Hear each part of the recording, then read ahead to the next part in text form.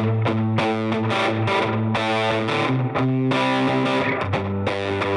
listening to the Cantina Cast, your home for thought-provoking Star Wars talk. Join Albert and Jonesy in breaking down the latest news, trailers, movies, and of course, your favorite characters from a galaxy far, far away.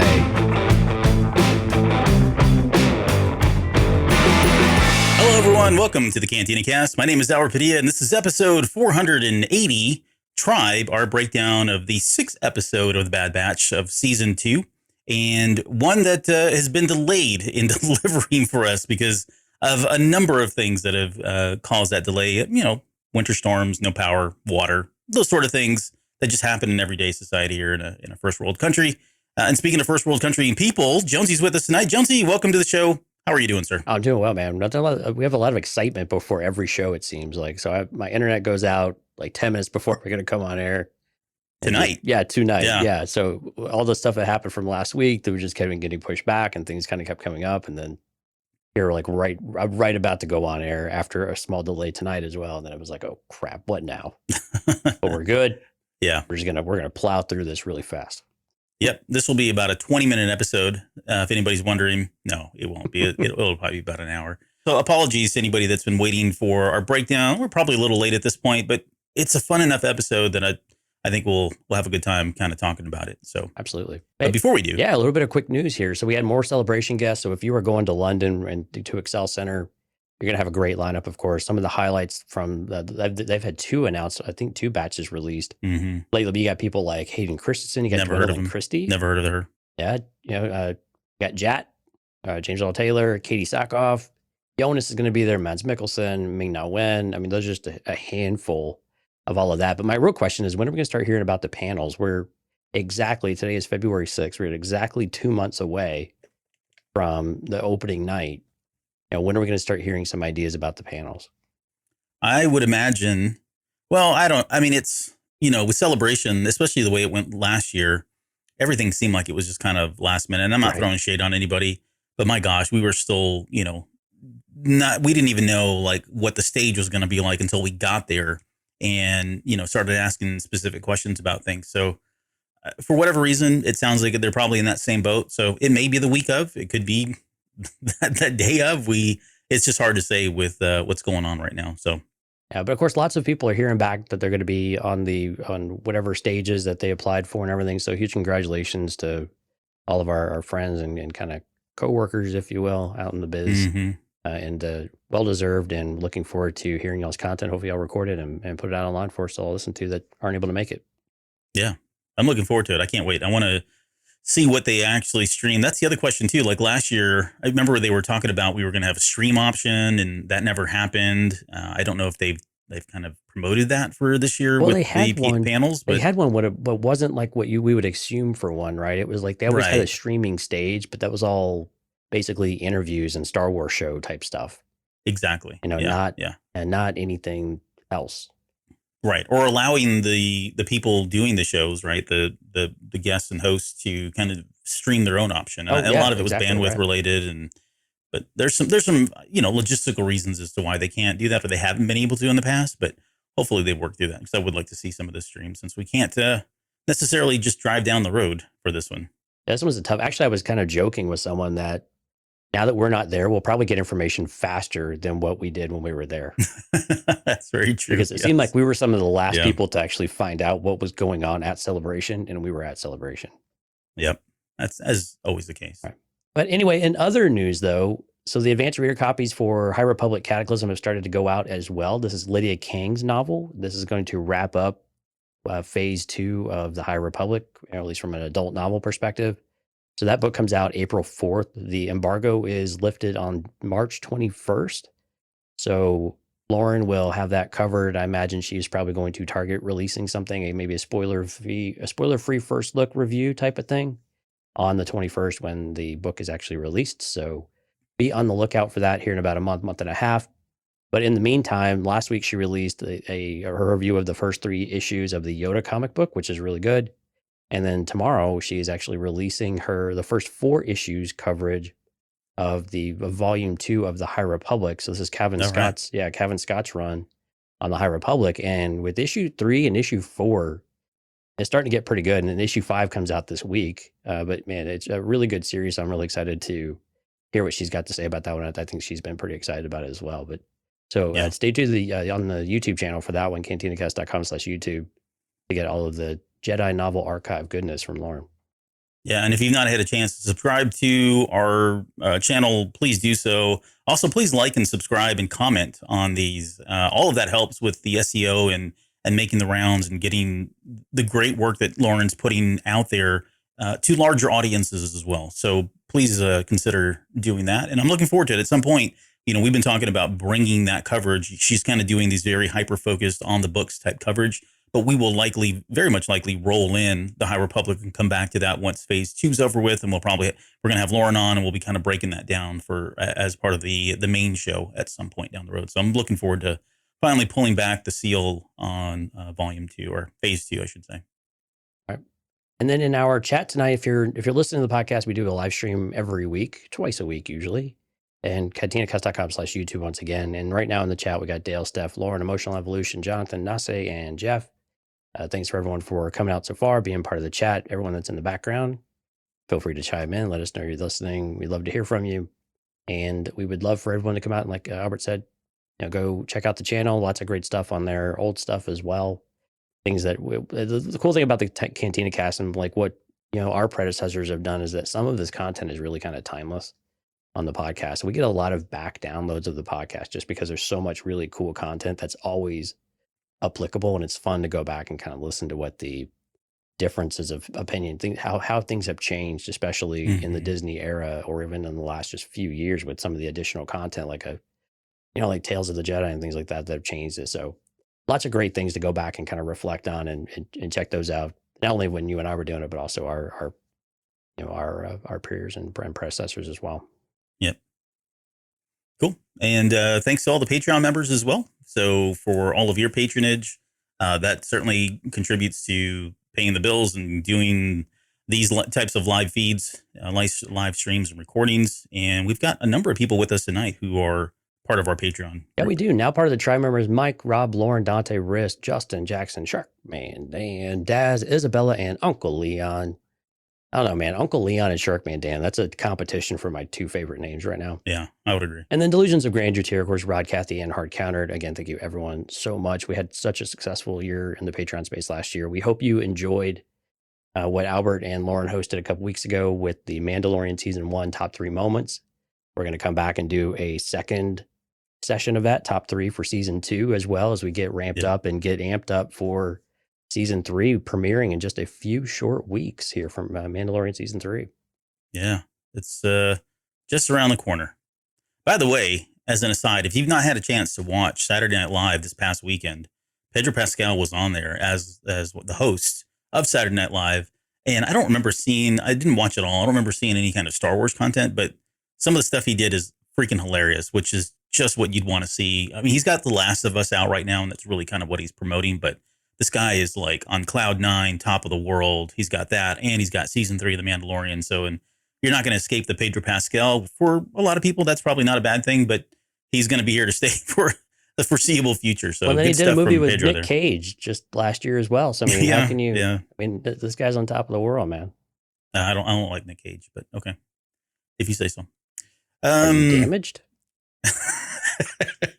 I know. Okay, we're not going to get into it because this is a film appraisers thing, and I've got a problem with Nick Cage, and I've never had a chance to express my grievances. But now that you brought it up, I think I'm going to go ahead and do so now. I'm kidding. I'm not. Let's get into our main topic now, which was Tribe. And all right, I'm gonna let you go first. Yeah, because I got questions here for you. I got questions. I don't know if I have the answers, but I have questions. But give me your kind of initial thoughts on how you felt. So it was actually kind of a question around this for you as well, because so Tribe is actually a redoing of Season 6, The Clone Wars. Yes, there was a 4-episode arc it was basically this story. It was supposed to go back and kind of recount why Yoda said what he did in Revenge of the Sith, right? As to why does he have good relations with the Wookiees? So Yoda was actually supposed to be part of all of this, but a lot of the scenes, they showed this back at Celebration 2015, I believe, in Anaheim. Yes. Yeah, and so they actually showed some of the unfinished scenes. This is part of the Clone Wars Legacy, I believe they called it back then. So if you go out there and YouTube it, you'll see some of the things, and they are verbatim, spot on, talking to the trees and all of that good stuff. It was written by the same person that ended up writing this episode, so Matt Miknovitz. I hope that's how you pronounce it, Yep. which is fine. But it was more of a general question here. I liked the episode, but it was more of is by them taking that and kind of transposing that into the Bad Batch, but it's kind of rehashing content that was already written, kind of already storyboarded a little bit, things like that. Does that feel, fresh and new, or does it even matter because we've really not seen it? It wasn't released. It wasn't even finished. And it only had a few scenes that were even animated in a super rough way. Yeah. Okay. So the way I would answer this question is, number one, I enjoyed the episode. Like, there's so much to like about this episode. First and foremost, with Gunji, right? Right. Huge fan favorite from back in the Clone Wars. He's front and center. It's kind of focusing on him. So I really did enjoy this. However, I would agree there were parts of this that did feel like it was almost like Dave Filoni and Matt Miknovitz had set out to do this years ago. It never got finished, and this was their opportunity to kind of seize the moment and bring this episode to a wider audience, right? Part of that feels like Lucas had some say in this, right? In this particular episode as well. So knowing Dave Filoni, I think he was seizing the opportunity to kind of redeem the fact that they never got to get that episode out.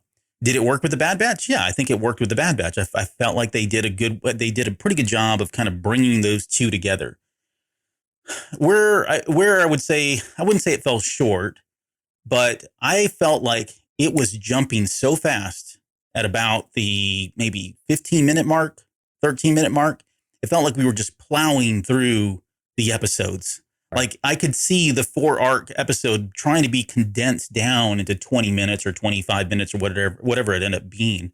And it just felt like they were progressing through things just very quickly. And that was really the only feedback that I had. So did I enjoy the episode? Heck yeah, I loved it. I love the fact that we got Gunji.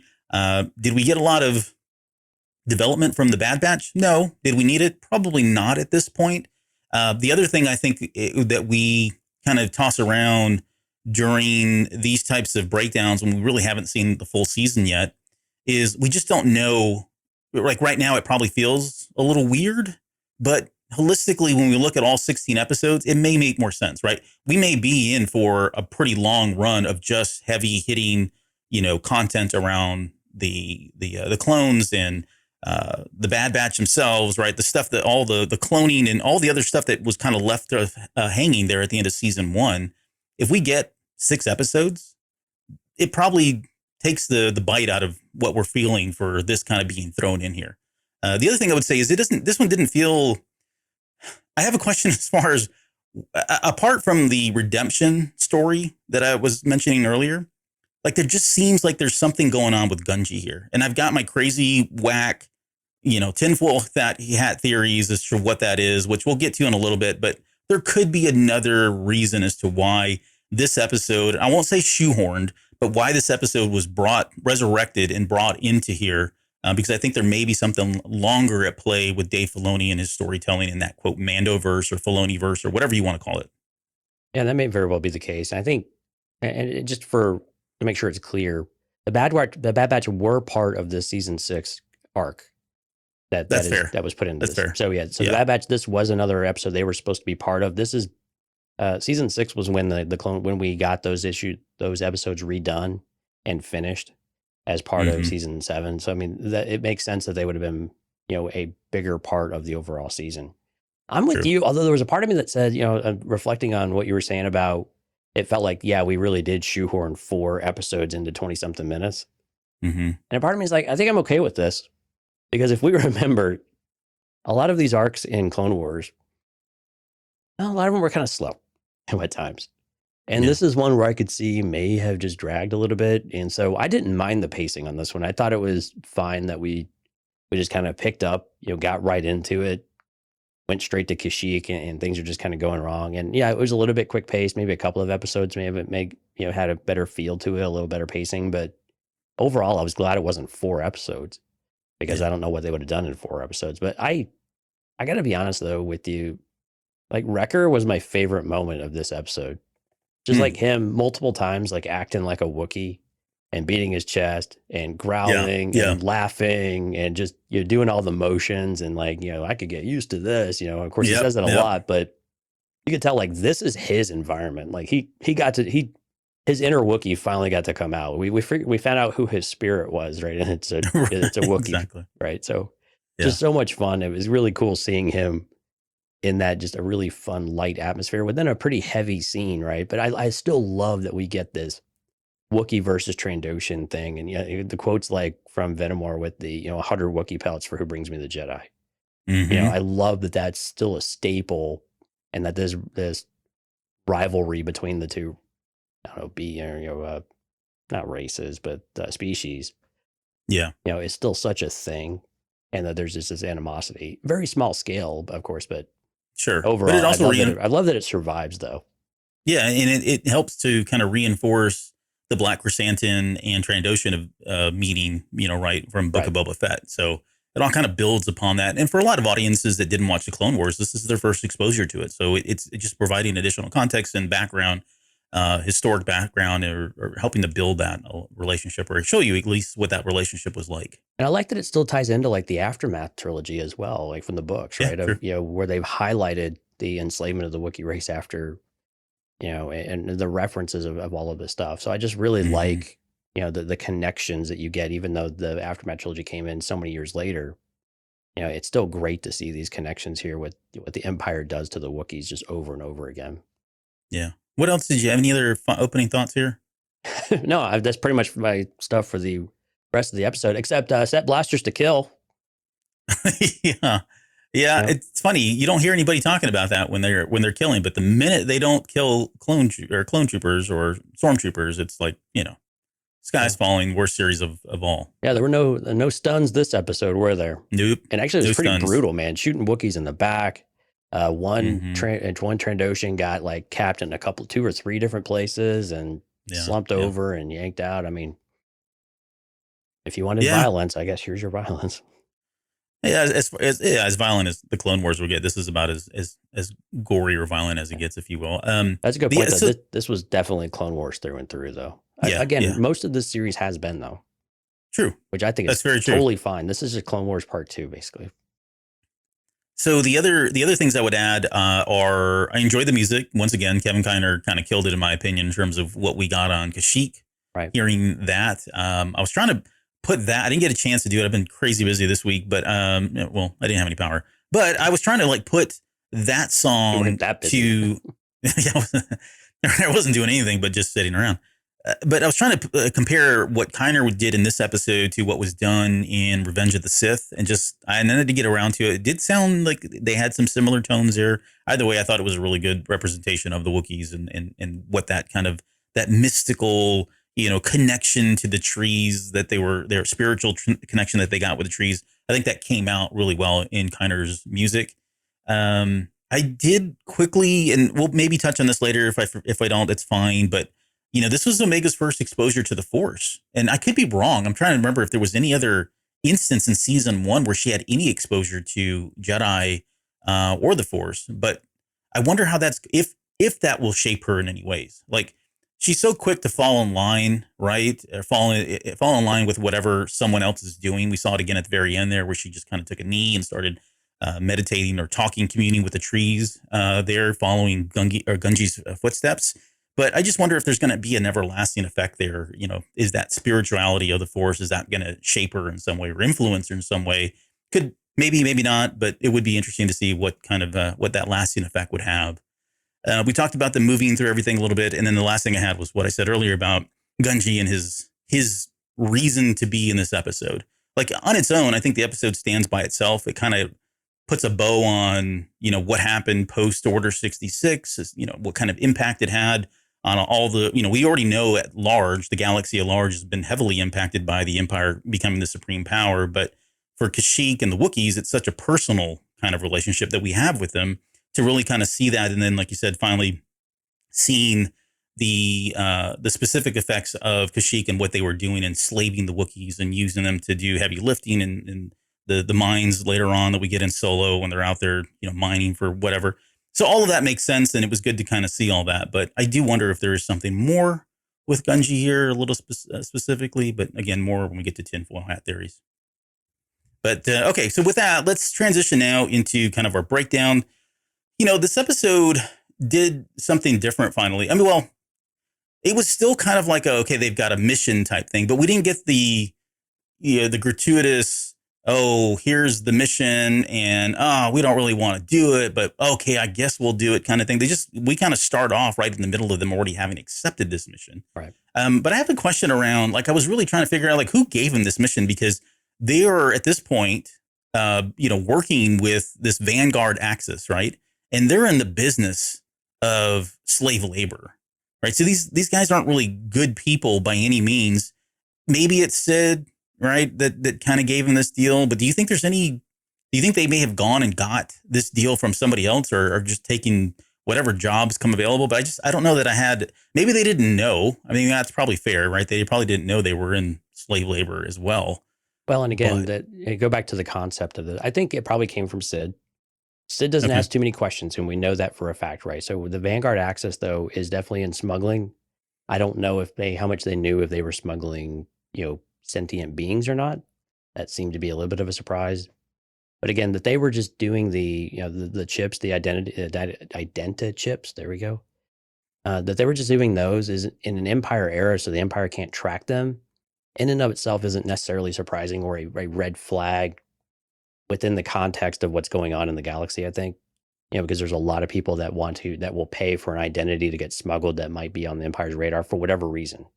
And we think back to Andor, and again, the reasons why we've seen some of them picked up and they might be being looked at or tracked is all over the place. It's just, there doesn't have to be a good reason for that to be the case, right? Yeah. And so I think that what they were doing doesn't necessarily, now anybody in our world that saw this would be like human trafficking, bells and whistles going off left and right. Sure. But within a galaxy far, far away, this is an era of tyranny and developing tyranny and fear. And so I think that layer of it tends to put a very different flavor on what they might think they're doing. And again, they just don't ask too many questions. And, Sid can say what she wants, but a deal is a deal to her too, at the end of the day. I think there are certain things that if she were to find out about it, she would not go forward with the mission. Right, right. But as long as she can claim blissful ignorance, I think she's okay enough to keep going to this well until it runs dry, because like she said a few episodes ago, this well is going to run dry at some point. The Empire is going to shut this all down. So make the money while you can. And this seemed like it was going to be a pretty big payday from these droids. Yeah. And they never really and not that it was necessary, but again, wondering what they were doing with these chain codes. If it was for, I mean, like you said, it could be used for a number of different things. It's basically hiding your identity in some way, right? And you would think that Tech would have kind of engineered these or created these agnostic, right, blank checks that they could kind of assign to anybody if they needed to kind of hide them.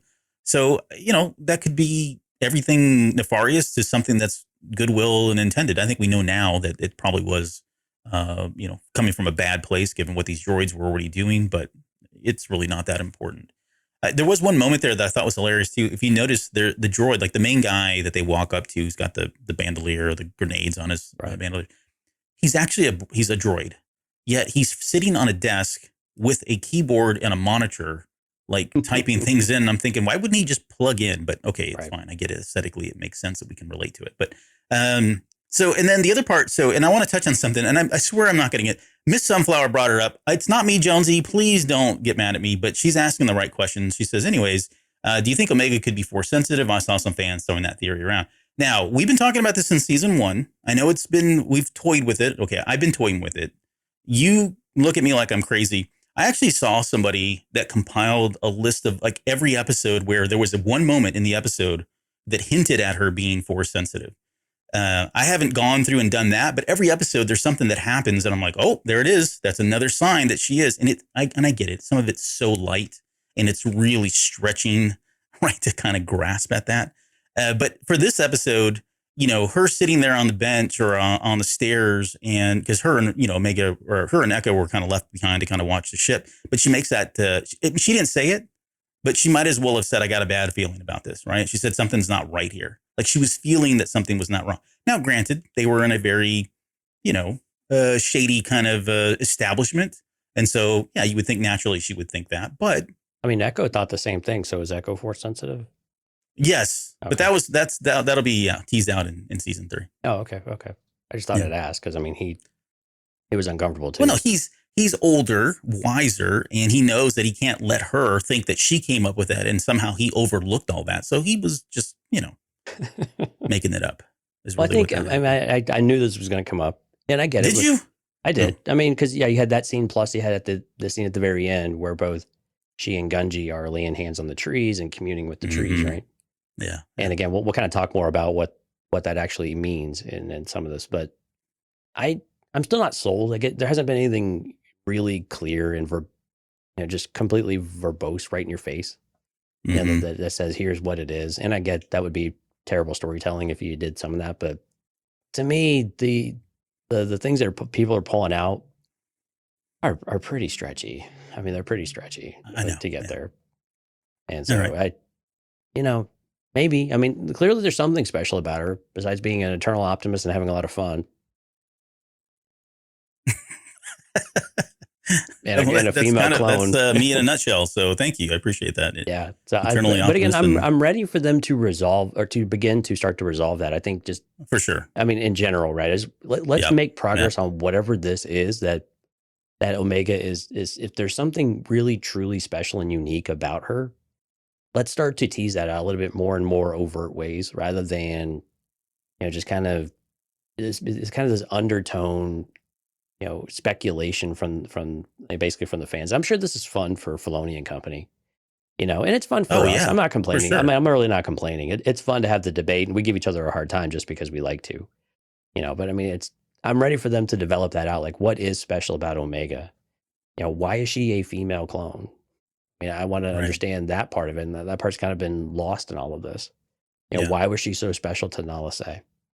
And so there's a lot of, like you talked about at the start of the show, there's a lot of loose ends that we didn't really tie up after season 1. And we've not even acknowledged that they exist anymore. Yeah. So when is it we're going to come back and start to revisit some of those tones, Yeah, I think the beginning will likely be, next episode, next 2 episodes, maybe. Right? There's a high potential that we'll at least start asking some of those questions or teasing them out a little bit. Seems like maybe not everything. Seems like we're ready for it in these next 2 at least. Title wise. Yeah, title wise, exactly. All right, more on that later. At some point, we'll do a Patreon show called Why is Omega Special? And we'll break all the theories down. Write that down. We're going to do that. Okay, so, all right, so that leads us to Omega playing hide and seek. We hear the Wookiee howl and we get that whole scene there. I thought it was great. I mean, we were already spoiled with Gunji, pulling the lightsaber out and igniting it, but we've used it as the title card, which was awesome. And then Gunji's reaction once all that the hype, the fight breaks down and it's over with, and they've kind of they get out of there. I mean, even just his reaction to Echo at first, and then much later. This is why I've been saying since season 1, why are they still wearing their freaking clone outfits? Like, just change them. Like, and I'm being facetious in some ways because I get there's marketing behind it and we've got to be able to identify with the characters. But and their kit is pretty unique and things like that too. I mean, you can explain it right away, but no, I mean, you're absolutely right. I mean, to me, they don't blend in at all. I mean, but even like Hunter, Hunter's face tattoo seems to be fading a little bit. I don't know if you've noticed this, but it does seem to be fading a little bit. So it's not as pronounced. And I don't know if that's intentional or if that's just me, my mind kicking into gear and being canteen cast mode or what, but it does seem to be less and less there. But I did like that you had that tension though. I mean, you had that there was still something there. It was very much like Kanan, and anybody else that's come across as even with Rex and some of these other situations with Ahsoka, there's just innate fear of what is it like. We don't know who these people really are anymore. Don't know if we can trust them. They turned it back. But I like that the Bad Batch and Hunter in particular and Echo understood that and tried to say the right things. I thought they actually did a pretty good job. I mean, Hunter actually is shown a bit of growth here in this episode with how he's handling things and how quick he is to jump in. And like, when Echo, prompts them like, hey, we need to join ally, we need to join up with here and take care of them. They had our backs. We need to have theirs. Yeah, and so we're starting to see this momentum start to gain. But I like that we've not lost the tension though, and just forgotten that the Jedi, were betrayed. And even when they're seemingly doing the right thing for you, what for what purpose, right? And that's where Omega Yeah. is something special in you because she doesn't look like them. She certainly doesn't act like them, Right. and she's very personal. Yeah. There's almost like an empath kind of quality to her. And Yeah, I'm a not little saying, bit. again, I'm not going into the force sensitive piece of it all, but just being able Some people are to just connect to people. natural, right? Yes. Right. Yeah. Right. So maybe that's her ability, right? Her special ability at some point. I think all of that will get She's going to be a exposed here very psychotherapist shortly. when she grows up. That could be it. Who knows? So I got a question too about Gunji, because they talk about it. It's never really fully explored. I think we're left to kind of let our minds wonder, but they never mention who the buyer was. They just mentioned that the buyer was willing to pay a handsome price for Gunji, and it's so quick to go to somebody like the Empire, right? From cloning, midichlorian harvesting, whatever it is that they're doing. But any ideas as to who else would be that? Because I mean, they went through such a huge. The Emperor went through such a huge ordeal. I just laughed at my own joke there. Ordeal to kill all the Jedi, right? And now it feels like, oh man, I killed too many of them. I need these guys to do whatever it is, which we assume is, Snoke and cloning and contingency plans for his life or the afterlife and all of that. But outside of somebody like Palpatine, I mean, who would be wanting Gunji as a force sensitive, Jedi? I think it's not the Empire. I think it is someone who thinks that they can make a buck in some way. And maybe that eventually is selling back to the Empire for something. Yeah. At the same time, people think that they can make money off of the Empire. And I mean, those people are stupid for lack of... Naive, very young and naive. No, they're still. stupid. Yeah. Yeah. But I mean, they're really naive fair. because they don't really understand how the Empire truly works yet because they haven't had that firsthand experience. Fascism and dictatorship in its finest. But we've seen it, of course, in numerous places where they just show up on your doorstep and say, we don't like what you're doing, so we're just going to go ahead and install someone else and take over. Right. Right. And if you get in the way, then, well, it was nice knowing you. Yep. Yeah. So, I mean, but again, I don't think that's the Empire because I think these droids are a little more calculating than that. And they probably would have mentioned the Empire, because it's a pretty big buyer, I guess. But yeah, at the same time, I'm really curious though with Palpatine at this point, and the more I've thought about this, is his arrogance has got to be just through the roof right now. Oh yeah. So why would he even be developing a contingency at this point? He's not sensed the disturbance. I mean, he did have the setback with Vader over, Vader now versus Anakin Vader.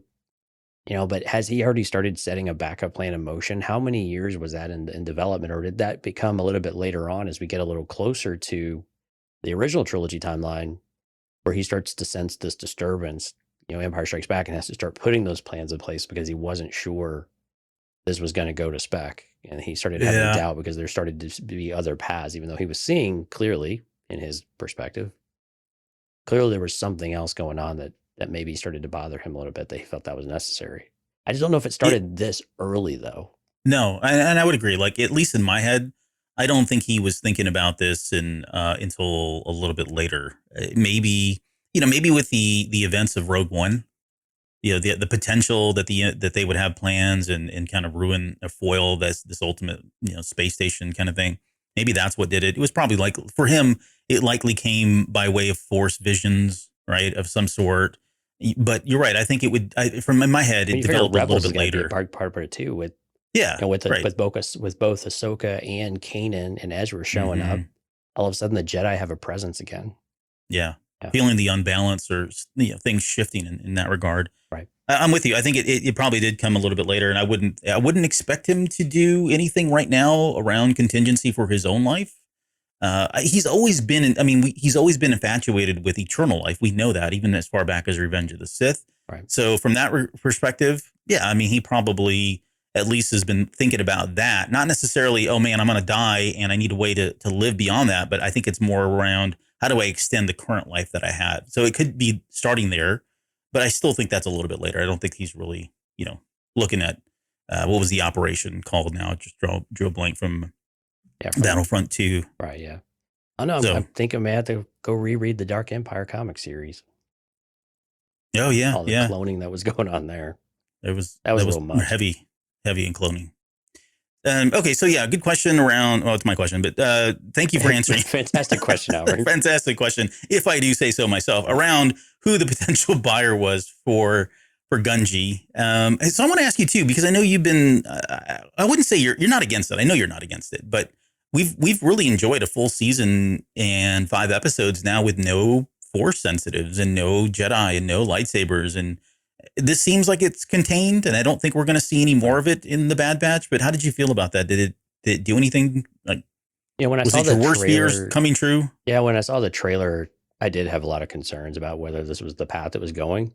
I think if I'm trying to remember our conversation, I think we mentioned that it could be a pretty self-contained, episode. And again, it makes sense that Jedi still keep coming up, and the way that they put it in this episode, I think worked really well.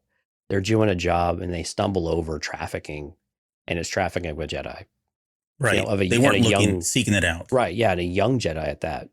Yeah. Right, and someone that Omega, and so to me, it just fit really well. And I thought they did a really nice job of this, to where it did feel like it was all more or less self-contained.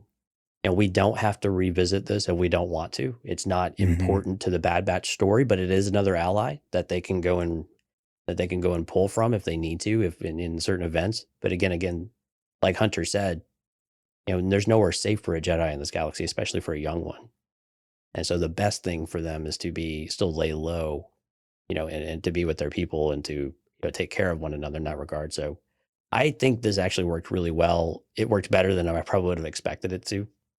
And I like that it did have a nice kind of a bow on top of it, wrapped up nice and neatly in this case. And we don't necessarily have to go back. And again, it didn't bother me at all.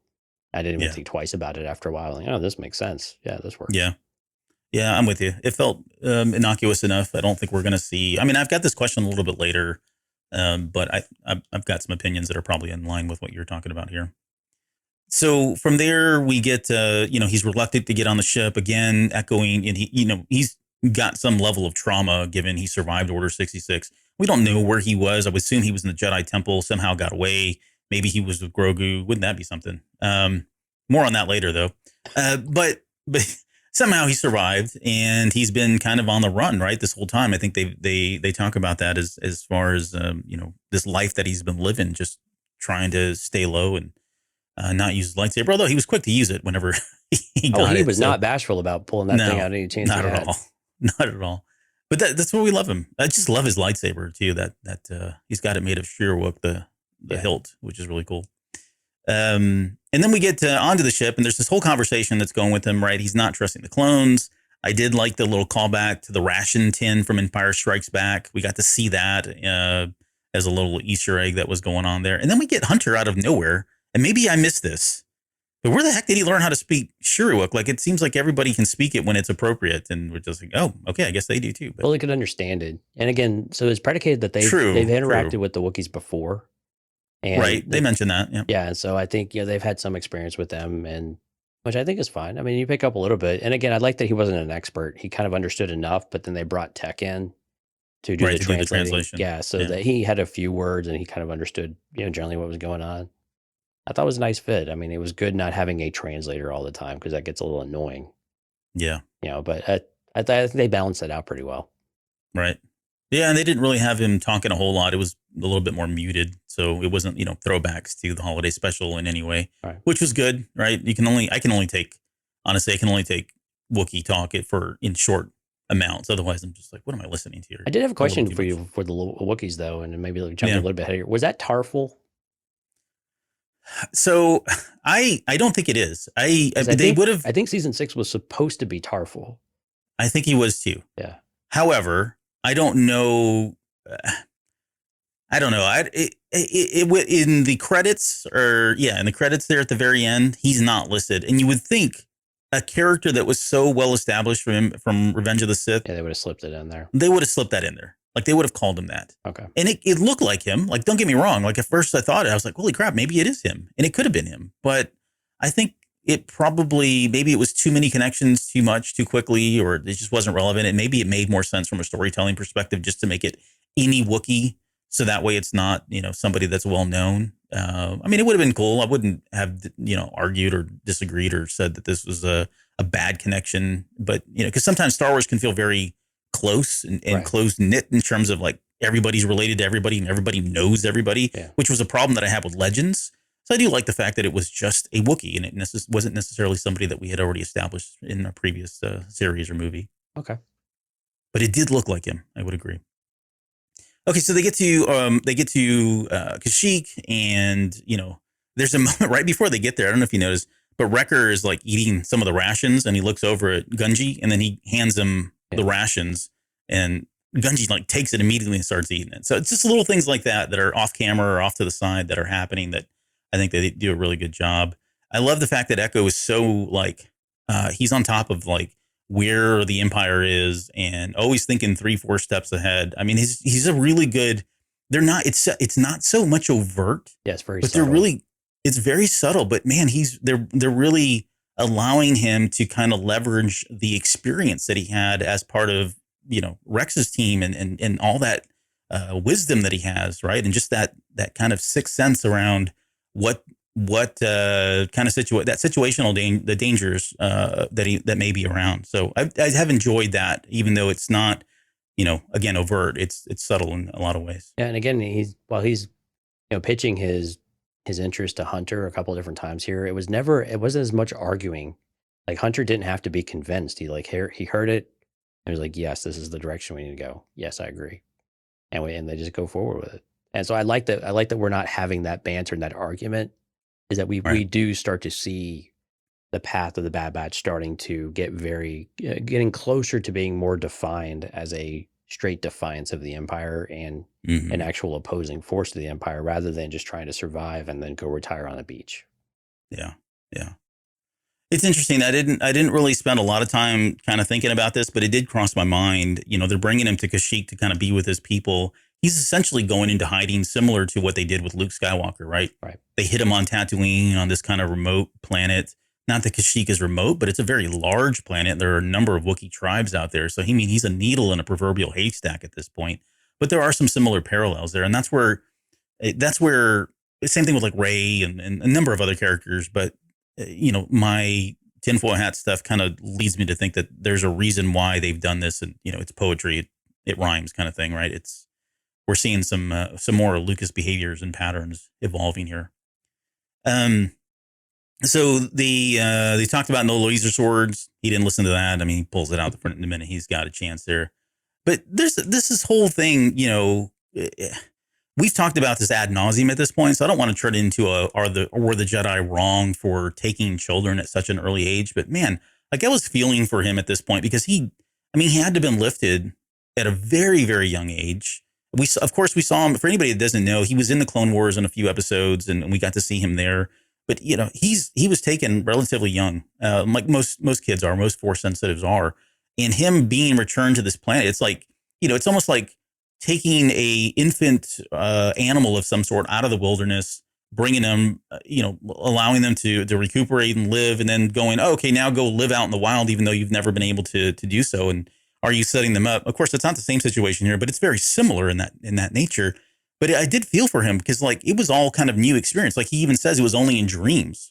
Like, he doesn't remember like traditions and customs and who his family was, who his tribe was at this point. I mean, I'm making some assumptions here, but he did feel like a stranger in a strange place in a lot of these scenes. You can just see it on his face as he was looking around. It did, but I also like that the aspect of wander, right? Where he just has kind of like with Omega early on when she didn't, she saw dirt and grass and blue, color basically, right? And I like that we get that through Gunji's eyes, where he's just this amazement that it's been this lingering dream at most. And to actually see it and for it to be real and to be around people that are like him, for the first time in any real consistent capacity has got to be terrifying in some ways, but also really exciting and also understanding a connection. And I like that we get the discomfort and the uneasiness as he watches how his elders, do things and then trying to mimic them and understand them and doing kind of his part in trying to integrate and experience what it is they have to offer as well. Yeah. And try to find and be open to a new home in some way, for someone who's never known, many Wookiees. Probably, I don't know how many Wookiees is actually known. Probably not very many. None that I'm aware of, because I mean, unless there's some unknown Jedi that was working a clerical desk there in the temple, Oh, there probably that was a Wookiee. Yeah, I'm sure there was, but I'm sure yeah, there were I mean, Wookiee no, Jedi. Yeah, I mean, yeah, there were in so we've Old never. Republic. We know there were in High Republic rather as well. Sure, yeah, but not during the era of None that we saw. Windu and Yoda, right? Right. The prequels.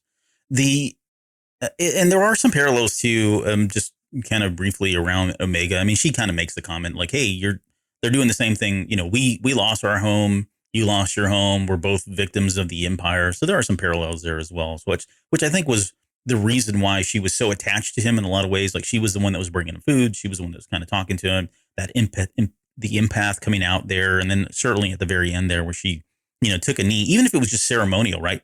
For somebody to be with him in that moment, she felt like he needed that, right? So he didn't feel alone and isolated. I think a lot of that speaks to Omega's heart and what she, again, just that we've had similar stories here in terms of what's happened to us because of the Empire, which was kind of nice to see. Right. Albert, do you know what rhymes with yeah. rhymes with empath? No. Kinrath. Oh, So in the show notes, I have nice segue. I have Wow. insert Albert obligatory KOTOR ramble. Yeah. Okay. So the Kinraths were in Knights of the Old Republic, and no, I won't get into it. But it was good to see them, because you do spend some time, if you play Knights of the Old Republic, you do spend some time on oh my gosh, Kashyyyk. Mm-hmm. And you do have to fight these things, and they're not easy to fight. Their introduction was kind of signaling, of course. I mean, I don't know if you've watched any of these Clone War episodes. When they show you something like that and it goes away, it's like, oh, it's coming back, and it's probably going to turn the tide. But it was cool to see Gungi use like the animal bond force ability, right, to kind of speak to them. I didn't get a sense that, okay, all Wookiees can talk to these things. I think it was really him using the force to kind of commune with them and let them know that, hey, we're not trying to hurt you. We're just trying to pass through all of this. So I always love that, because it reminds me of Ezra, who was obviously really strong in that. But right. It was a nice little moment there for him to use his force powers. It was. We talked about already a little bit about the next part, which is, Omega's parallel and the promise to find his people. We had the tanks that were there. The Trandoshans are finally we get to see Commander Venomar, I think was his name in here. Yep. And just that enslavement of the Wookiees, first and foremost, up front and center, finally in something on television here, which was kind of nice. Man, whipping the Wookiee too. That was brutal. That was unexpected. And that's always been, as far as I can remember, that's always been kind of Legends material, right? Even back from the Solo stuff, the Solo books back in the 70s, early 80s, they'd always kind of talked about some of that stuff. So again, seeing it firsthand, I think we got some of it in Solo Star Wars Story. I think we got a little bit of it in season 1 too, with the Bad Batch. Yeah, with Bad Batch. I forgot what the cat, like that. They're like starts with a Z. It's where she got her bow. No, they had the whip. Yeah, I forget the names, but yeah, similar. We got to see that. But really, this was kind of Gungi's moment to shine, right? Igniting the lightsaber and taking out the tank. We got to see him like really kind of display some of the skills that he had acquired at the Jedi Temple. I mean, he had been there a while, right? He's pretty proficient. Yeah, he is proficient. Yeah. And this is where I felt like they were just kind of plowing through episodes of that arc, because it was like, oh, there's a fire. Oh, the fire's out. And now we move on to the next piece. There was really not a whole lot there. There was a lot of digging in this episode off screen. Yeah. A lot of digging, a lot of extinguishing of flames. And then we get the big moment, which was the Malayas. Those are the tiger monkey looking things that George Lucas was always a huge fan of. Yep. And so for anybody that doesn't know kind of the background, what Jonesy was talking about earlier, back in 2015 in Anaheim, they were kind of talking about this. And the way the concept was supposed to go was the Wookiees had kind of a spiritual bond with these types of creatures. And in Legends, they rode like lizards and all kinds of other stuff. But I think this was going to be like the official canon mount, if you will, for the Wookiees. And the story goes that Filoni had put out one iteration of what these would look like. Lucas didn't like it, and so he stuck a Post-it over the face and redrew the face of it. And Lucas said, yeah, that's the one. And so that's what they went with. And they showed that concept art at Celebration, and we never saw it again. And so here we go. We bring it front and center. There was also something I found that said the original idea that riding the creatures would represent the Wookiees having been in a religious practice with the species who would not have liked riding otherwise. So these were like nothing you could just normally tame or anything like that. It was because they had this special bond that they were able to kind of mount these things. And they can climb trees because they're kind of like, tigers, and it all made sense. So it was cool. I enjoyed seeing them. Like it was a big surprise when they finally showed them in the trailer. Yeah. I mean, they're ugly, but yeah, they were kind of cool. They are ugly. And they had to make them different colors, which I didn't really like, but I get it. For me, it sells toys, or it's easier for kids to associate with colors. All right. At that point, we're introduced to Yana, who's the village elder. I did enjoy, again, I don't know how much, there's not really a whole lot to talk about. I just haven't seen a lot of people talking about it in general, but the way the Wookiees kind of meet each other and they greet each other with the foreheads touching. Right. We saw that in Solo, we've seen it in a number of other places, but getting to see Tarple, or whatever his name is. Not Tarple. I gave him a name. Yeah, not Tarple. Getting to see him meet the village warrior elder. number 1. Yeah, they didn't even list him in the credits. Like, he's not even listed at all, even though he had a voice. So whatever. But yeah, Gunji and Yana do the same thing. And I did like Hunter here, right? He has that line where he says, Jedi or not, he's still a child. He needs his people, which I thought was pretty big of Hunter. He seems to be I like that. We've always talked about him being that father figure to Omega, and he certainly fits that role in many of these episodes, but he does seem to have a very big heart and is very conscious minded about these children and what's happening to them for whatever reason. And even going back to what was it? What was the arc with the clone that was out? He left and he had a family and Cut. Cut. Yeah. Thank you. Even with Cut, right? And that whole kind of family aspect and the children and understanding how it's important, as that father figure role to take care of the children. It just speaks to, him maturing into that position in this role. We'll see what that does with Omega and his relationship a little bit later, but again, more reinforcement. And I think we've seen a shift though in Hunter though too, because I think he's finally, perhaps accepted it that these kids are growing up in war, and there's not a whole lot that can really be done by that, because he knows that they're all exceptional people. And, she included, I think, in that too. We've seen her skill and her compassion, and this is what she wants to do. She wants to help people, but knowing that you're not going to have a normal childhood or peace, and anything that he can do to help, bring that and give that to her before she gets too old to not be able to enjoy it. I think he would want to do that, but also the realism has set in that the likelihood that's going to be the case is quickly dwindling at the very best, Right. Yeah, unless there's sweeping changes, which aren't going to happen for a number of years to come. Right. So there's this is a piece that came up, or I guess this whole thing about the lightsaber marks in the tank. And, Venomer says, hey, no, let's not let the Empire know. It could be partially that he's interested in capturing a Jedi. It could be that he's trying to, kill more Wookiees, whatever it is. I don't want to say it was kind of plot armor, but because he never reports this, right, then when we get to the end of the episode, the Empire doesn't know anything about Gunji at this point. Like, he is, for the most part, I would say he is well hidden. And there's the likelihood of them ever discovering him as a Force sensitive. Now, he may still be found at some point, but that's gone. That's all lost now at this point, because he decided not to call it in. Right? Had he called it in, you would have guessed there would have been. Oh yeah, they would have stormed the castle. Yeah. Yeah, exactly. But yeah, but again, it's fortune and glory, right? And again, the rivalry between Wookiee and Trandoshan.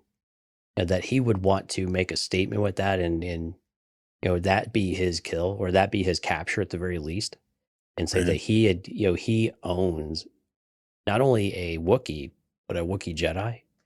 I mean, that's got to be the pinnacle for a Trandoshan, especially if this is what they do for sport, this is what they do for fun. Imagine having a Jedi Wookiee pelt.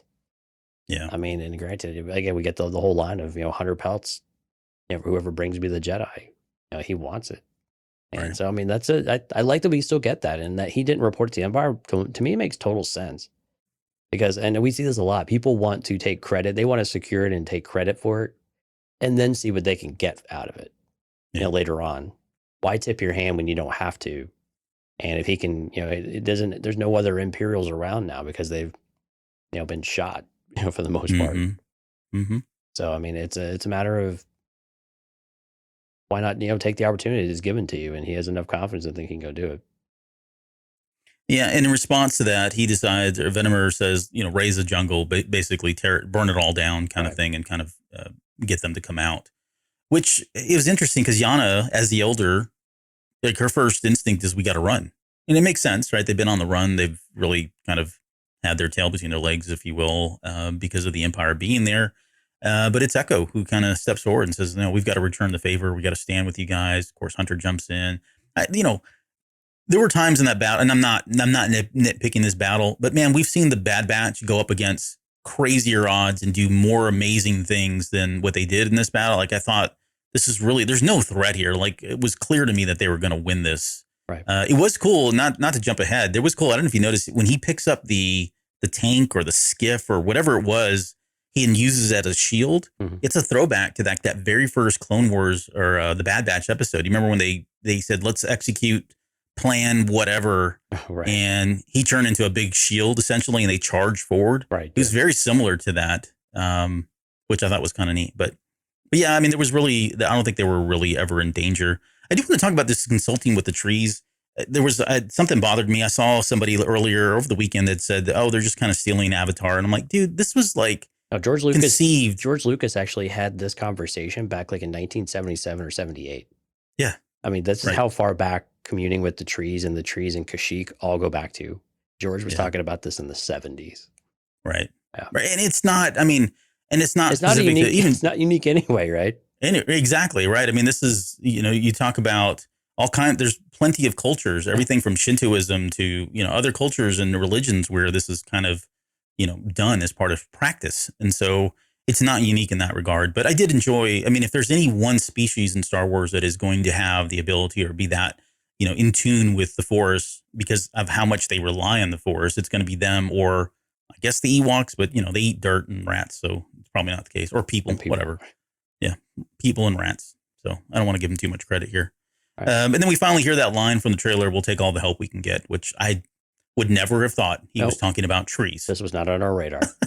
Not on our radar. We would have never called this one.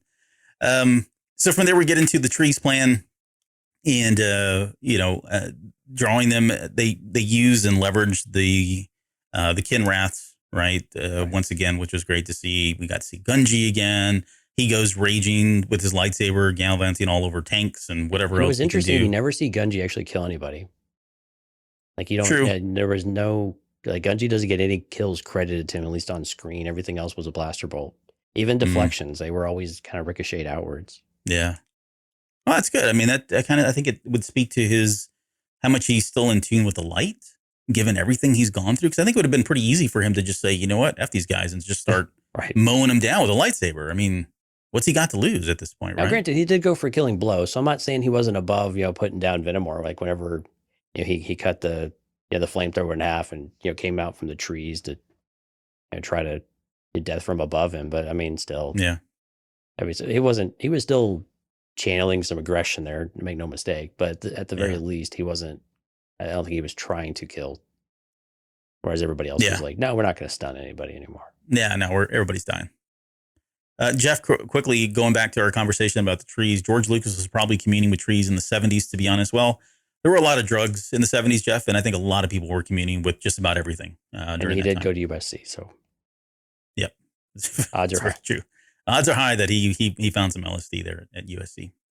And this is where we got, I think you mentioned earlier in the opening comments about Wrecker, and just, I mean, there's a moment there where he's like banging his chest and making Wookiee calls and everything else, which was really great to see him kind of in his element and among his people, if you will. Right. I mean, even like at the table and at the very end, he's like talking in Wookiee speak. I just love it. Yep. I mean, it's just perfect. Of all the people, you just know this is just him. This is his best life. Yeah. And of course, the Kinraths kind of turned the tide. It's interesting too, if you notice, all of the our heroes never make any aggressive moves towards the Wookiees. I think it's even, I want to say Gunji turns off his lightsaber at one point when he's confronted with one. Yeah, backs down and presumably uses the Force to say, "I'm not a threat." Right. I served you dinner on a platter. Have fun. Yeah, this is more food than you've had in the last 2 years. So yeah, that was great that we got to see them kind of come in, save the day, them being the Kinraths and of course KOTOR. And then we get to the Gungi versus Venomar fight, and this is where I felt like granted, like I said, he's part of, he's in tune with the light, but as we've seen in the High Republic and just about every other Jedi tale, I mean, if their life is at risk, it's them or their foe. I mean, they're not going to hold back. I mean, it's in self-defense. So I don't think he was really holding back here. Again, it's a kid's show, but had he had the opportunity, I think he would have done something more.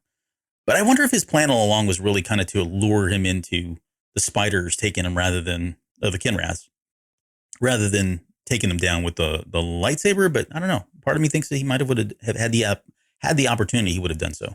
Yeah, I don't know if he thought that far in advance. I guess they would have known that they were in the area because clearly they were, but I didn't see any webs. Well, I said, I probably wasn't looking that closely, actually. No, they did. There's a moment there where they said, I forget who it is, but someone says, draw them into the nest, or they draw them this way or whatever. Yeah, early on that was because that's how they kind of stormed the castle. Yeah. I didn't know if all of that was still back further on when they started torching everything as well. I see. Yeah. Yeah. But regardless, I think it was it makes a lot of sense, that they would still be around, and whether Gungi lured them in there or not, I don't know that it was on his mind. Again, a little bit younger Jedi, maybe not thinking 12 steps ahead. He seems to jump into action without much pretense. Yeah. So I don't know that would have been the case, but I like that he was still centered enough to where he could see it back down, kind of go within himself again and say, nature take its course, Mm-hmm.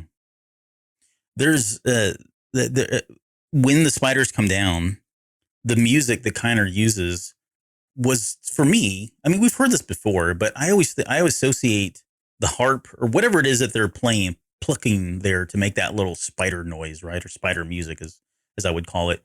I immediately thought Raiders of the Lost Ark again, because in Raiders of the Lost Ark, when they're at the very beginning, when they're in the cave with the fertility idol, right? And all the tarantulas, we get that same plucking. I swear it's the same thing he's doing that John Williams did in that movie.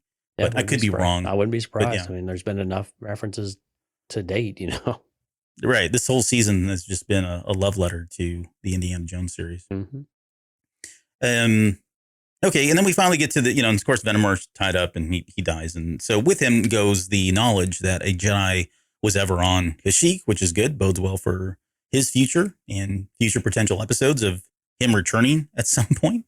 But, and then the aftermath, we get more of the fire extinguishing. Again, this is where I felt like they were just kind of like, okay, we got to go. We got to wrap this thing up. And that's where, I didn't get to say this earlier, but had they just kind of given it maybe even like 5 more minutes and kind of let us breathe and sit in some of these moments, maybe that would have changed things. Again, I enjoyed the episode. I'm not saying I didn't, but it just felt like they were kind of cramming those 4 episodes into 25, 22 minutes or whatever it turned out to be. Right. From there, we wrap up. You mentioned earlier about Hunter gets that line about how they're kids, but they don't get to be because of the current situation of the galaxy. Which I would think at some point they got to find a planet where they. I don't know. That's part of the whole theory, right? You can't run away from the Empire. They're always going to catch up with you at some point. Right. So. But there is a line and this is where my crazy theories start, because Yana says when a young one leaves, the trees weep, right? So assuming that's when Gungi left. But when he returns, the trees sing. And then she says, as this child has found, I can't even read my own writing here. As this child has found a new home, perhaps one day we will all find a new path. So this is when she said this. Up until this point, I was thinking, oh, okay, we're done here, right? We're never going to see this character again. But, at some point, and I won't get into this whole theory because I don't want to make this a 2-hour show.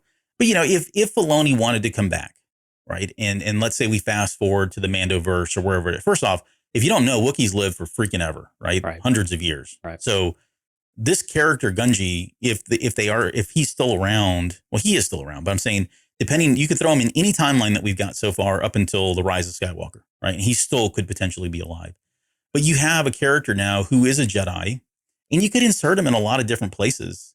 If you needed somebody during the Mando verse or whatever with maybe Luke Skywalker, maybe there's an opportunity for, Omega to still be around, or, there's talk of there was a Wookiee one time that was taken to Kashyyyk and returned to Kashyyyk, and you've got to seek him out, or they need a Jedi for whatever reason.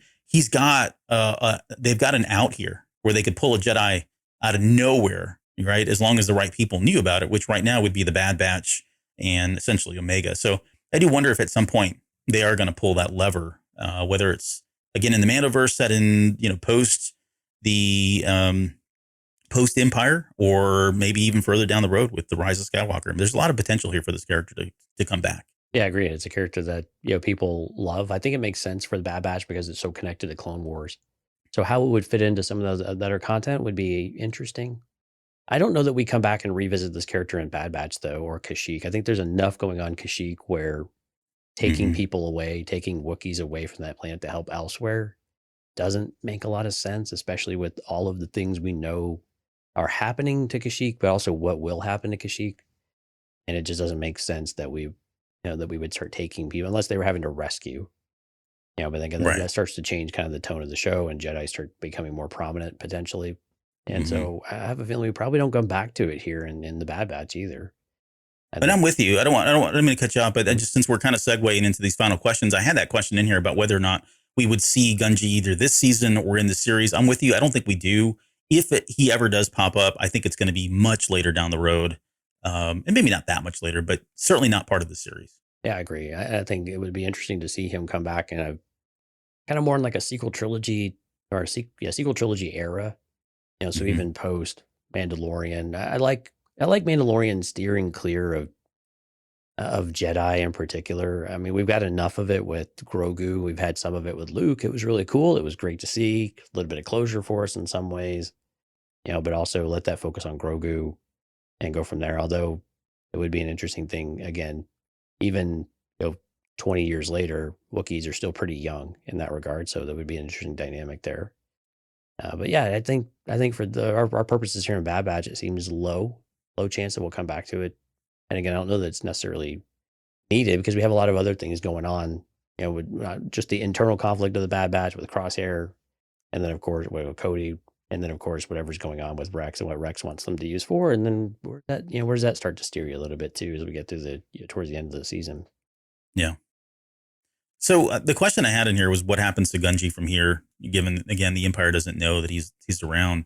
How would you feel, and this is purely hypothetical, but how would you feel if at some point, again, going back to what we've been bringing up over and over again, at some point, Filoni, they announced that, hey, they have some kind of major event that they're kind of gearing towards. And we've thrown a lot of different ideas out there in terms of what that could be.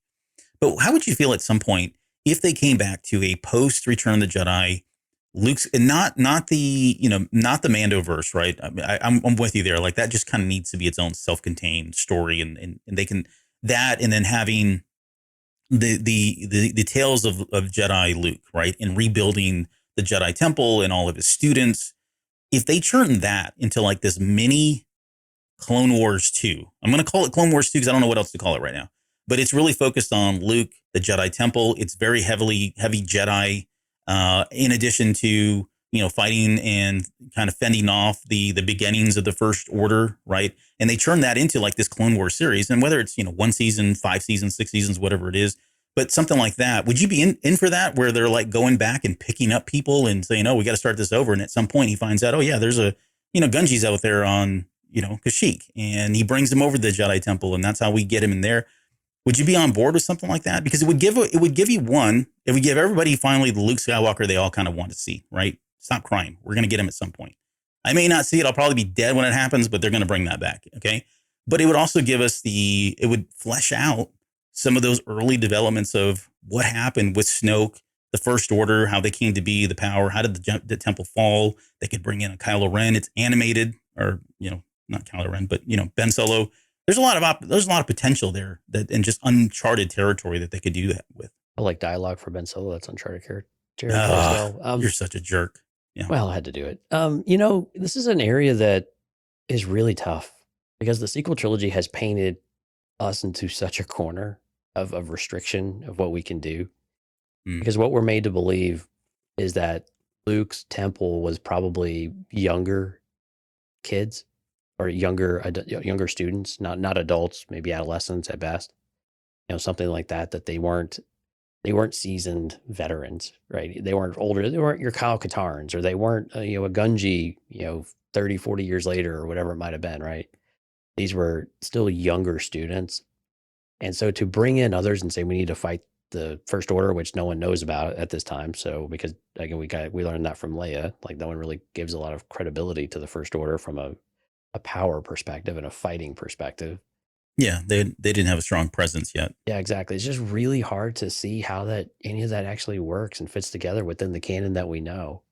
And so I hesitate even bringing it up because it can really spawn an entire negative conversation about Star Wars in general and how it's, where it's gone and what that era of Star Wars kind of looks like, to the point where I'm like, man, how do we break away from that and focus on something different? This is where something like Skeleton Crew, at least in theory, something like that be different enough, operate somewhat outside of the norms that we're used to, and be something fresh and different and stand alone and still feel like it's integrated somehow, that it's still part of it? That's what I would love to see, for characters like Gunji, or for any of these other ones that survive, like, an Ezra. Yeah. How do they come back and fit in without necessarily feeling like we're going to have all of the retcon conversation about the sequel trilogy in the meantime? Right. That we're changing things and we're trying, and then we have the whole polarizing thing come around. It's just so loaded. It's so tough to get there, and there's great stories. I mean, I like where you're going though with, there's a lot of opportunity there, but I'm also like, man, I just don't know if I want it at this point, because I just don't know if I want to deal with it, like the after effects of it. Right. So I'm probably just a bit jaded, due to the fandom and kind of the responses that we've had over the years, but that kind of scares me a little bit. Yeah, it's like we said earlier. It's all optimism over here, and you keep me grounded and checked in reality here. Rob says, "Yeah, sign me up." He says, or Luke goes out and finds old Jedi to get advice from, because we know they're out there now. So, True. I mean, Sabayoth could show up at some point, and we get the whole heir to the Empire. Right. I found your hand. Found your hand. Oh, and here's Mara Jade. We found her too. Right. And here's your other Luke. More clones. Okay, well, more on that later. I'm not putting this one to rest. At some point, we'll bring it back up. I will will it to existence in some way, in some form, at some point. So I guess kind of a general question, like, so what was the purpose of this episode? I mean, it's a very sincere question. I think we need to ask ourselves at the end of every one of these episodes, what was the purpose of it? Because I think with Filoni, there's always a purpose outside of redemption, outside of a Gunji spotlight, planting seeds for future appearances, content, all that stuff. Is there anything more to that? Do you think that's? I think it's the same trend we've seen a couple of other times, while very subtle and very, subdued. It's more like, this is the direction the Bad Batch are going.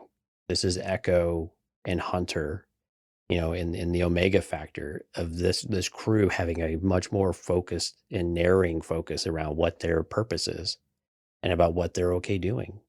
And so, yeah, they're trying to go out and kind of make a living, or find a way to live and find a way to survive and, maybe retire. I don't know. But I mean, still, when things are presented to them, the Bad Batch are becoming the A-team. I mean, they're becoming more of this group of mercenaries for good and trying to do the right thing when they have the opportunities to do the right thing. And so I think it's just another stepping stone is kind of what I took from it, from more of a, take a step back and look at the entire landscape of where the series is going.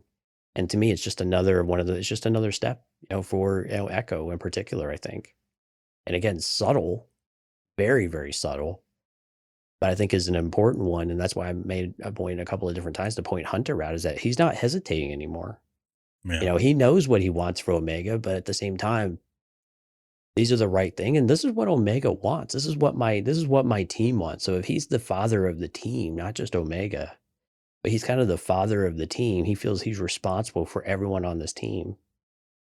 So he wants what's best for everyone, but at the same time, he knows that them hiding and not doing the right thing, like that would rub the team the wrong way, and kind of break the family up in a totally different way. So maybe not overtly coming out and saying, yeah, rah, rah, rah, we're against the Empire, sign us up, Rex, we're going to do all of this. But when presented the opportunities, you start to see them making those choices and making those decisions with less and less hesitation and less Yeah. consideration for for the side effects of that, and not ignoring, but not worrying as much about, oh gosh, I don't want that for Omega, type of thing. Right. Yeah. So I think that's what it's showing us. I think that's what it's doing, and I think the pacing of how they're doing that, I actually think is a good thing. I like how they've done that. They are taking that time to do it. So, but I think that's kind of what the overall direction is. That's what they're showing us here. Right. And going to the chat, the question of what was the purpose of this episode, Rob says, letting us know that Rambo was actually Hunter. He looks more and more and acts more and more like Rambo in every episode. I would agree there.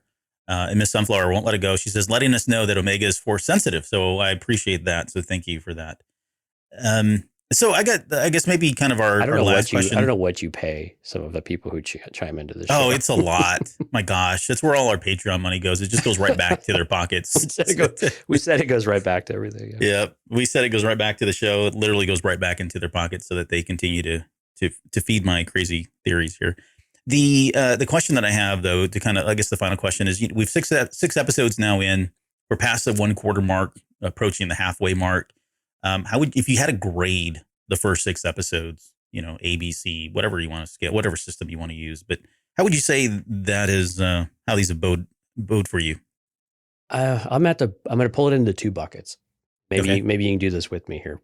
When I look at the overall entertainment and how much I've enjoyed watching the episode, and are they fun? And is it, am I smiling when I'm watching it? Am I laughing? Am I getting the feels? All of those things. From an entertainment factor, I think it's like B+, A-. I mean, really solid to really good, like to pretty good. Now, when I look at the overall narrative and overall, what are the things that have we got a lot of really heavy hitting, hard hitting moments, Crosshair and the Bad Batch and tough decisions and, Palpatine's presence. No, probably closer to like a B-, maybe on that lower side of that, still solid. And I want to give, and it's probably a little bit higher than that when I consider the Cody Crosshair episode, and again, but if just to be fair though, like when you take that out of it and you just look at the enjoyment aspect of it, the enjoyment factor is really high for the series. It's a matter of, does it feel like we're really pushing the story at a really notable pace? For me, it's working, but I could also see from those real emotional moments that we know they can give us and know they can deliver on because they've done it before. Those they haven't got to us yet. And I think the episode that probably disappoints me a little bit in that regard, I probably still had higher expectations of the opener, for the season premiere. Now, episode 3, man, good stuff, right? Some of the best, if not the best that we've had in a long time. Right. But some of the others have just not quite delivered on that aspect of things, And so if I were to break it into, that's kind of where I would go, kind of a low B, all the way up to is potentially like an A-, something like that, just enjoyment factor. And put those together, I'm really excited to see what that can look like. Yeah. I'm with you. Like I would grade the first 6 episodes in those same buckets because, like you said, on one hand, right, am I enjoying the episodes? Heck yeah. Is there a lot of shiny to these episodes? Yes. From a technical perspective, it's been great visually, great audibly, right, sound, the sound effects, the music, all that stuff is working. Really great stuff. I was just thinking about this today too. Production's like A+. Yeah. Yeah. That's what I was saying. Like you'd be hard pressed to find something that's on Netflix or any of the other paying services that is putting the level of quality into the production that we're getting from Disney Plus in season 2 of the Clone Wars. Right. And I say that as a non-shill or as a shill, however you want to look at it. That said, if I'm grading just the enjoyment factor, I would say it's probably an A- as well. Like I've enjoyed these episodes. There's not been one that I've been like, oh, that sucked. The low point for me was probably the opener because it was 2 episodes and they probably could have condensed it. But did I still enjoy the episode? Heck yeah, I really enjoyed it. I look at like now, Faster. That said, Faster was a really good example of that. Yeah. I thought I was going to hate Faster, to be honest with you. I thought it was going to be a waste of time and just dumb. Mm-hmm. And that episode was just so much fun. It was funny. Yep. It was everything. I mean, it was just these things you didn't expect it to be. Yeah. Sorry to interrupt. Now, no. I agree. And now, but if I'm grading this on where did we leave off at season 1? How much have we gotten?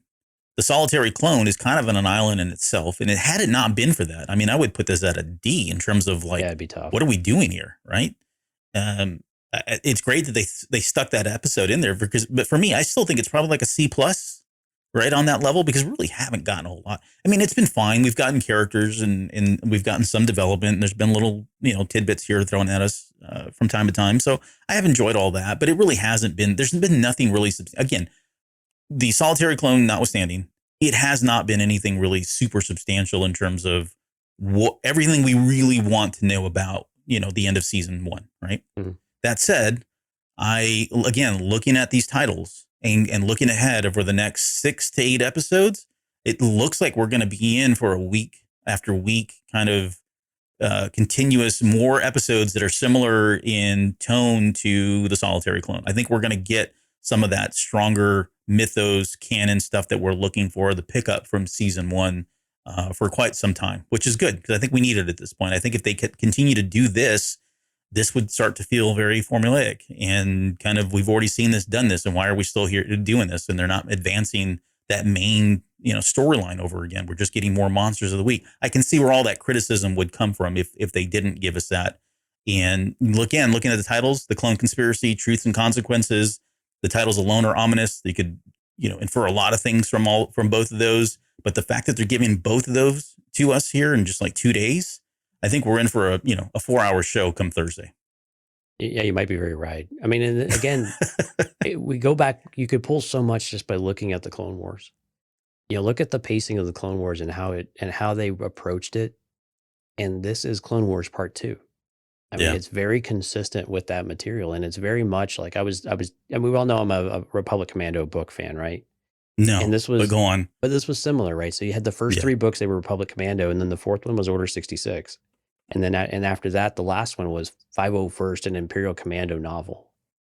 And when you think of it like in that kind of context, that's what Bad Batch feels like. You had Clone Wars, and then now you have Bad Batch. Extension of the same material, extension of the similar characters, maybe a little bit different, perspective and view and flavor. Yeah. But still the same type of content. Right. Thematically, it's the same. Yes, that's a great way of putting it. The same thematic, essence to it. And so I like that we're getting that, and that consistency is still there. It feels like it's the same connected content because it is, and so it's great that we still get that. Right. And these lighter episodes of these things that, that have good moments to them, but they're more enjoyable and they're fun. I think this is important to have now because you can't be heavy and dark all the time because that wears on you, especially for an animated, it's still a bit of a kid's show, right? I won't call this like for children. But I would say this is it's supposed to be approachable by kids, right? And so I think for that, it's important to keep those elements still alive, even though we will get to some heavier moments here really soon. I'm with you. I think these next 2 are particular. And again, you start to see the slate go down, I think more often than not as we go through this. It's at least going to be 50-50 ball for these types of episodes coming for the rest of the way, through the end. Yeah. Yeah, and I think that's good. I think that's a good mix there. Yeah. Yeah, exactly. I was going to say something similar. By the time we get to the 16th episode, I think we'll find there's probably a healthy balance if we're, objectively looking at it and holistically looking at all of the episodes, all 16 of them. I think we're going to feel like, okay, this was really kind of a balanced season because there's going to be some heavier moments. I mean, no one's going to complain if we get 6 episodes that are super heavy on, cloning and, Rampart and all, Cody and whoever else they bring back. So, that's definitely looks like. But overall, I'm really enjoying this season. I think I'm enjoying this season more than season 1. And I don't even think it's so. I'm pretty sure I think I am.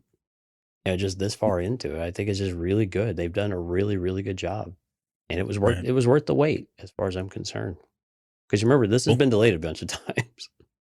Yeah, this is like the 4 episodes that they just could never make it out. They couldn't get over the hump with these. They did, there were a number of them they've already done. There's still some that have never been done. We've seen the rough drafts. Yeah, Crisis on New Yeah, the book with Ahsoka. I'm sorry, Dark Disciple. Yeah, Dark Disciple of Ventress, right? Oh God, I'd love to see that eventually done. That would have to be a mini series. Like they could make that like a 6-part, 8-part mini series, and that would be fantastic. Cool. I think there's some such because that book. We're not going to talk about that. Yeah, that book is so good. Yep. Just do it. Just listen to us. So okay, overall, enjoy the episode. I'm ready for. I think I've had my fair share of Monster of the Weeks and getting reacquainted and nice little character buildups here and there moments. But let's get some I'm ready for the Crosshair. more meatier stuff. Yeah. Give me Crosshair.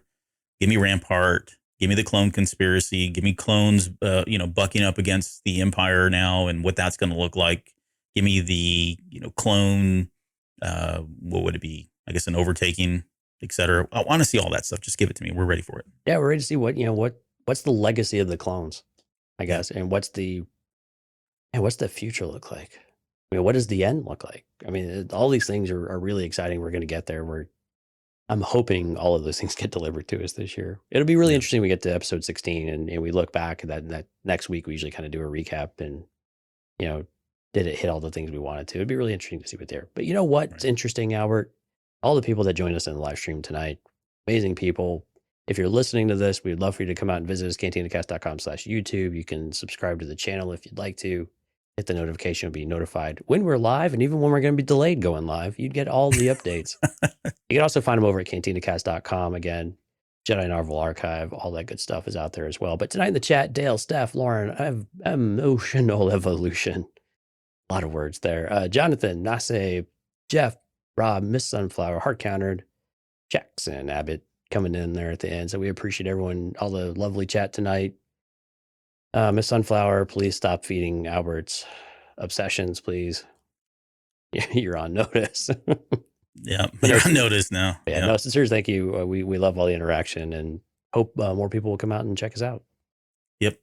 Again, just plugging Jedi Novel Archives. Please comment and share that with your friends, family, whoever it is, so that we can get more exposure to the great stuff that Lauren is pumping out there on YouTube. Again, thanks everybody for coming out. And just as a reminder, we'll be back here in 2 days to talk about the clone conspiracy, truth and consequences. Hold on to your socks, because although I don't know any spoilers, there are a lot of people that have seen these episodes that we are friends with, and all I keep hearing is just wait. That's all they're telling me. So, could be hype, but I trust these guys. So I think we're going to get some really meaty stuff here. It's going to be a good conversation here in just a few days. Looking forward to it. Yeah. Yep. All right. With that, we will see you guys in just a little bit.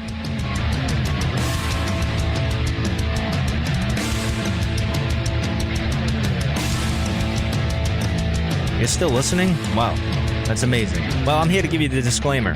Normally we do a big, long, drawn-out disclaimer thing saying what's what and who's what and all that other stuff, but I think you guys kind of know that Lucasfilm and Disney have no affiliation with us at all, and we have none with them. We talk about Star Wars, which is their property, and all that other good, fun stuff, but I think you can tell which is our stuff and which is their stuff. If you can't, well, then send a lawyer to send an email to me, and I'll be glad to chat with them. Other than that, you know what's what, so that's your disclaimer.